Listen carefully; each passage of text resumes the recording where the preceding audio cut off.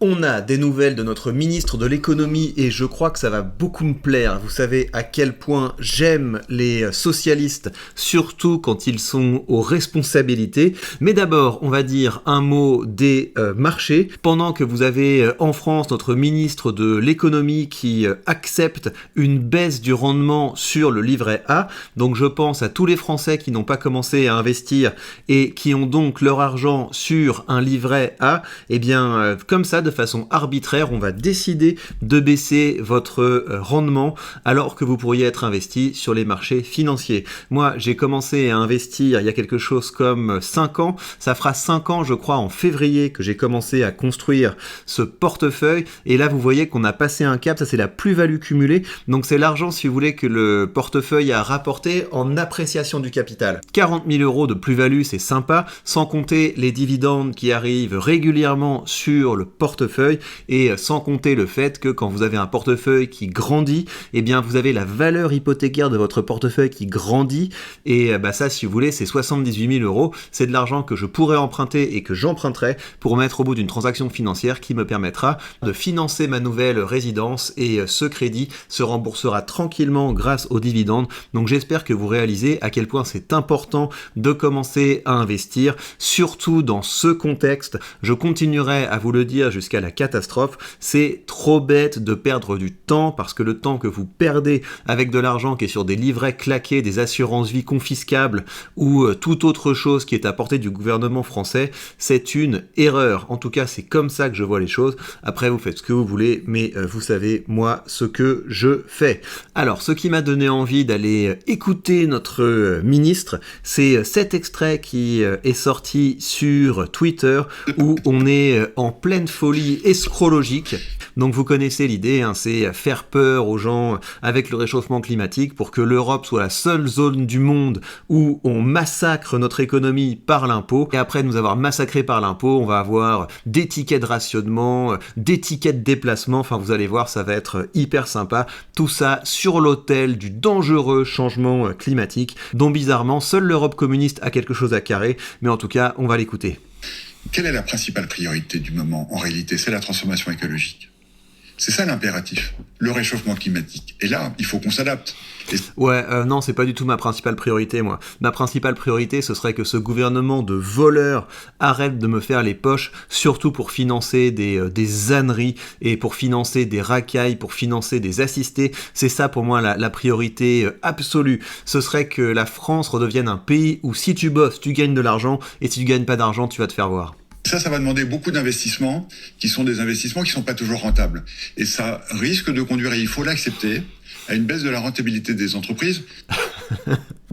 Ok, donc la solution à tout, c'est l'investissement non rentable. Voilà, on va avoir besoin d'investissements non rentables, on va avoir besoin de baisser la rentabilité des entreprises dans un contexte où les entreprises sont déjà massacrées d'impôts, massacrées de charges sociales. Eh bien, on va être encore plus massacrées maintenant de charges environnementales. Parce que pour le dire simplement... À court terme, vous voulez dire une sorte d'adaptation, de temps d'adaptation? Le meilleur investissement qu'on puisse faire pour l'économie, c'est l'investissement climatique. Pourquoi? Parce que le dérèglement climatique, sinon, va tuer l'économie. Ah non, je pense pas que c'est ça qui va tuer l'économie. Je pense que ce qui va tuer l'économie, c'est des gens comme vous. C'est des turbo-marxistes et des turbo-communistes, et c'est déjà très bien parti. Alors, on va s'installer maintenant un peu plus dans cet entretien. On va passer un moment très agréable. Bonjour. Merci d'être dans ce studio pour répondre à mes questions ce matin. Vous êtes le ministre de l'économie et des finances. Il y a de très nombreuses questions à vous poser sur le budget, bien sûr, la réforme des retraites, les impôts, le pouvoir d'achat, sur la croissance, sur l'emploi. Mais d'abord, je voudrais savoir, au fond, ça vous a coûté combien d'acheter la non-censure du Parti socialiste? Est-ce que vous avez fait les comptes? Alors, je veux d'abord dire que ce qui a coûté très cher, c'est la censure. Parce que la censure... Ok, donc t'aurais pu répondre à la question. Pour le coup, je trouve que c'est une bonne question. Et on a fait une vidéo sur cette chaîne ensemble où je vous ai montré à quel point ça a coûté cher en termes de non-baisse des dépenses et en termes d'augmentation d'impôts. Ce gouvernement a acheté sa peau en nous faisant un choc fiscal. Elle s'est traduite par deux choses. D'abord, une baisse de la croissance. Parce que les entrepreneurs qui nous écoutent le savent bien, l'incertitude génère un arrêt des investissements, des recrutements. Alors l'incertitude, si tu veux, on vit avec, on s'en fiche complètement. Par contre, ce qui se passe, c'est qu'on se barre tous. On va absolument tous se barrer. On va vous laisser aller au bout de votre utopie communiste. Et quand la France aura fait faillite, on reviendra pour racheter, pour reconstruire. Mais non, on va vous laisser entre vous. Vous allez vous amuser. Vous vous taxerez entre fonctionnaires. Vous vous taxerez entre RSA, entre assistés de je sais pas quelle alloc. Et puis on verra si le communisme peut fonctionner sans les entrepreneurs. Et ça, on pense que c'est de l'ordre de 6 milliards d'euros. Et puis des pertes de recettes. On a perdu quasiment un demi-point de croissance, rien qu'entre Noël et le jour de l'an. On a perdu sans doute 0,3 points de croissance. Donc c'est très coûteux. En fait, j'ai même pas tilté, mais en plus, c'est un mensonge.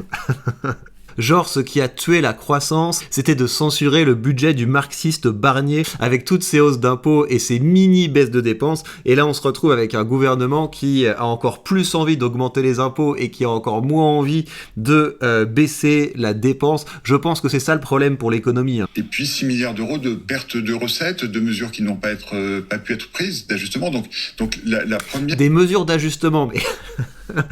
6 milliards de baisse de recettes, c'est-à-dire que on est passé à côté de 6 milliards qu'on aurait pu piquer en plus dans les poches des Français. Mais quel enfer.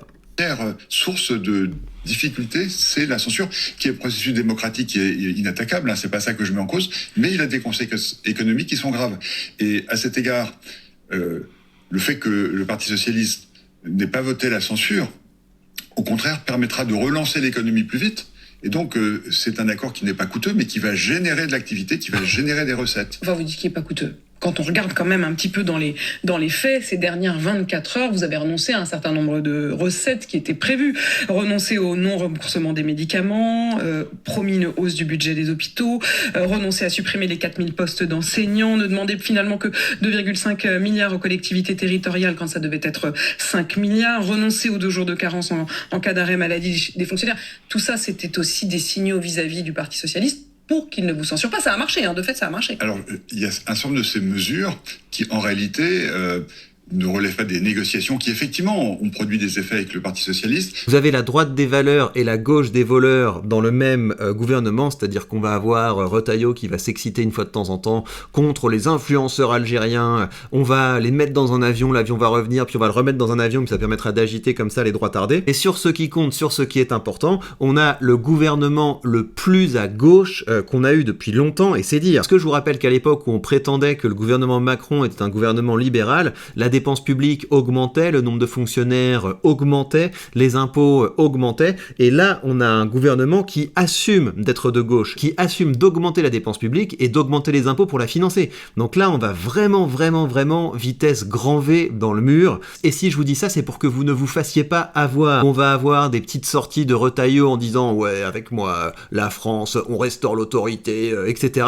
Et pendant ce temps-là on sera à l'extrême gauche au plan économique, et c'est quelque chose que je vous dis régulièrement, nous devons dégauchiser la droite. Ce n'est pas possible de se contenter d'un machin qui prétend être de droite alors que c'est une droite des faits divers, mais sur le plan économique, on va avoir un accord qui va du RN au PS sur l'augmentation de la dépense, sur l'augmentation de l'imposition, et honnêtement, je donne pas 6 mois à la France avant qu'elle fasse faillite, et là je peux vous dire que ceux qui croyaient que le communisme français les protégeait, vous allez tomber de très très haut. Vous êtes donc le nouveau ministre de l'économie et des finances. Vous avez dit augmenter les impôts, c'est un truc qu'on n'aime pas bien.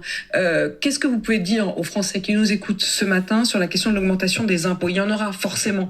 Est-ce qu'il s'agira uniquement d'augmenter les impôts des très grandes entreprises, des entreprises les plus qui ont gagné le plus d'argent l'an dernier? Est-ce que ça va toucher les ménages? Lesquels? À partir de combien? Le ministère des Finances, c'est aussi le ministère des Entreprises. C'est beaucoup le ministère des Entreprises, et on veut protéger les entreprises, on veut protéger le développement, on veut protéger l'emploi de cette façon, et donc on ne souhaite pas augmenter les impôts des entreprises. Alors, il y avait dans le budget de Michel Barnier une surtaxe prévue pour 2 ans pour les grandes entreprises.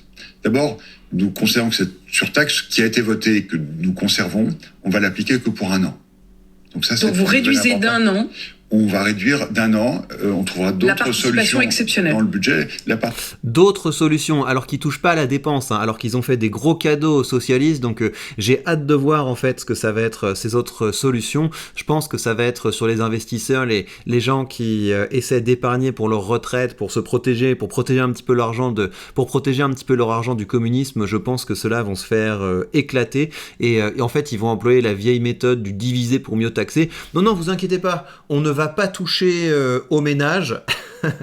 Donc toi, en tant que ménage, on va pas te toucher. Par contre, si à côté de ça, tu investis un petit peu, t'as un petit peu d'IMO, t'entreprends un petit peu, là je peux te dire mon pote qu'on va absolument t'éclater. Il y avait aussi une participation exceptionnelle sur les hauts revenus qui devait rapporter 2 milliards d'euros.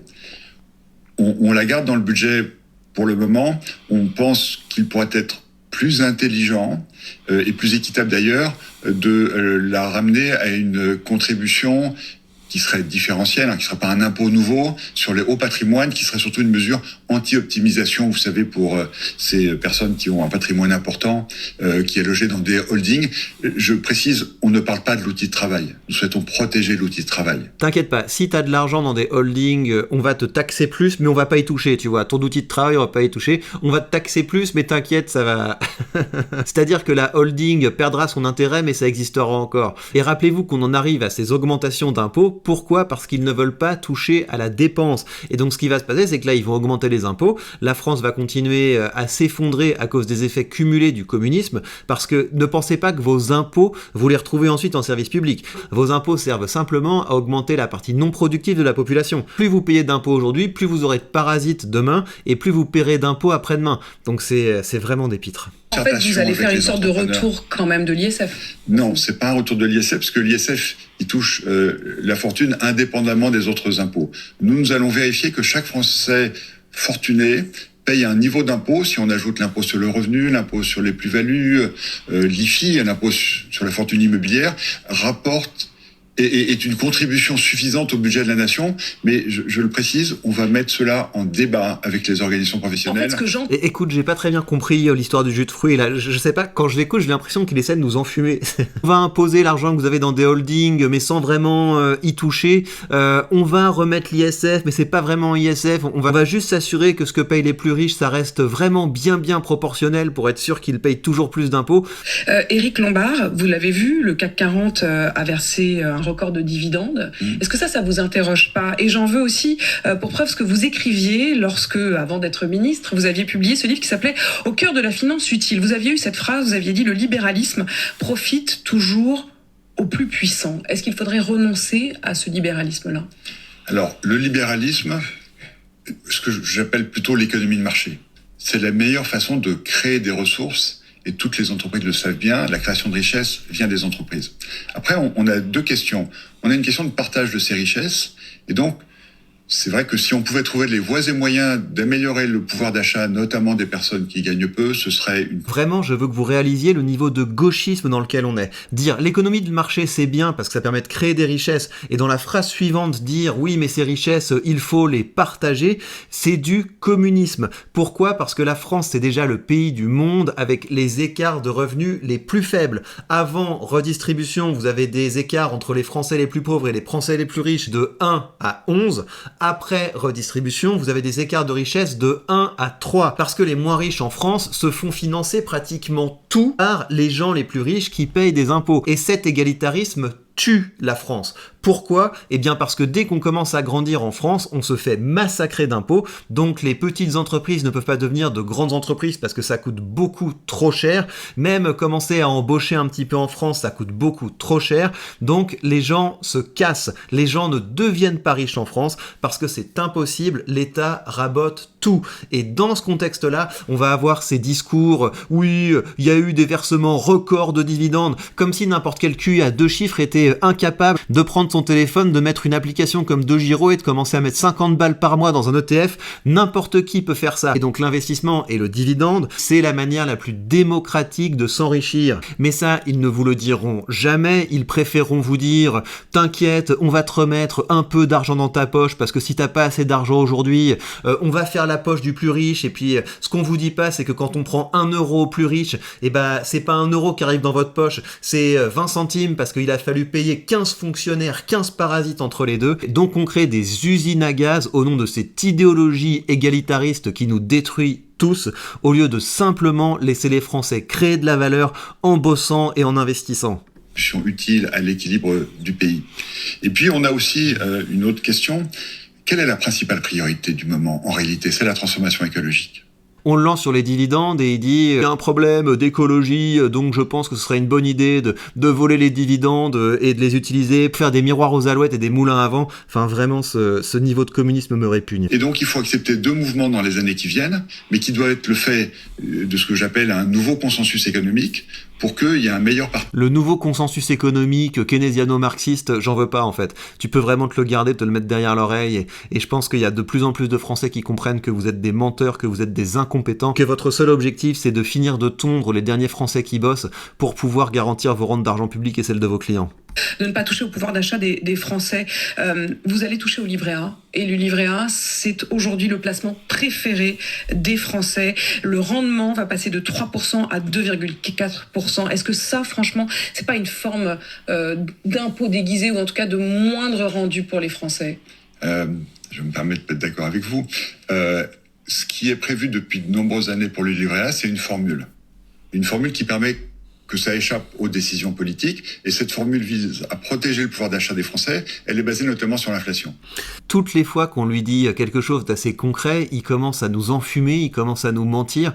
Évidemment que c'est un impôt déguisé, le livret A. Évidemment que le livret A permet à peine de se protéger de l'inflation. Et évidemment que le fait que le livret A, ce soit le placement préféré des Français, c'est grave. C'est gravissime. Donc encore une fois, commencez à investir. Dites à votre famille de commencer à investir. Vous les envoyez sur la playlist qui s'appelle Apprendre à investir sur cette chaîne, ou vous les envoyez sur la playlist J'investis 1000 € devant vous sur cette chaîne, et les gens vont comprendre à quel point ils se font arnaquer. Moi, avec un portefeuille comme ça, depuis que j'ai commencé à investir, je fais du 8, 9, 10% par an, et je peux vous dire que faire 8, 9, 10% par an, c'est beaucoup plus intéressant et beaucoup plus intelligent que de vous faire du 2,5% sur un livret A. Enfin, réalisez l'écart énorme entre vous mettez de l'argent mais vous vous appauvrissez par rapport à l'inflation, et vous investissez facilement dans quelque chose qui vous permet vraiment de vous enrichir, au bout de 10 ans, ça fait toute la différence. Dans 10 ans, ce portefeuille aura dépassé le million, je suis à peu près sûr qu'il aura dépassé le million d'euros, et concrètement, ça veut dire que je pourrais prendre ma retraite avant 50 ans. Donc, réalisez un petit peu. Et quand je vous dis que je fais du 8-10% par an avec ce portefeuille,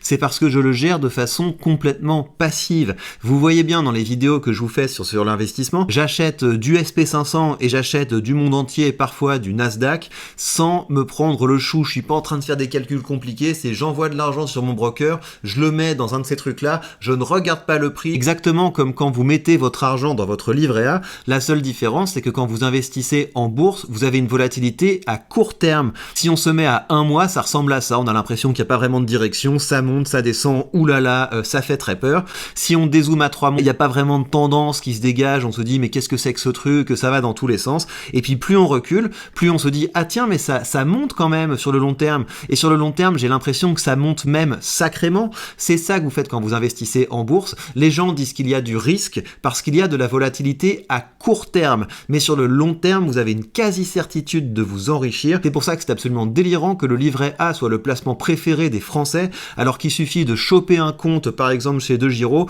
de vous mettre 100 balles, 200 balles une fois de temps en temps pour acheter des parts d'ETF, et sur le long terme, là, vous allez exploser l'inflation. Quand je vous dis 8-10% par an, c'est la fourchette basse, parce que j'ai un autre portefeuille où là, je sélectionne des entreprises de façon un petit peu plus agressive, et là, sur un an, j'ai fait plus de 40%. Donc, imaginez votre patrimoine qui s'apprécie de 40%. Là, on est sur quelque chose qui commence à faire une vraie différence, et si ce genre de choses vous intéresse, vous allez sur la page Patreon, vous lisez les articles, vous regardez les vidéos dans lesquelles j'investis devant vous, et vous allez voir qu'investir, même quand vous décidez de choisir des entreprises plutôt que de vous faire un ETF, ce n'est pas du tout sorcier. Donc vraiment, ça me rend triste toutes les fois que j'apprends que le livret A, c'est le placement préféré des Français, d'une part parce que ça rapporte que dalle, vous vous appauvrissez, et d'autre part parce que votre argent est utilisé par des clowns communistes comme ça, qui l'utilisent pour financer des logements communistes, collectivistes, pour faire grossir la classe des parasites.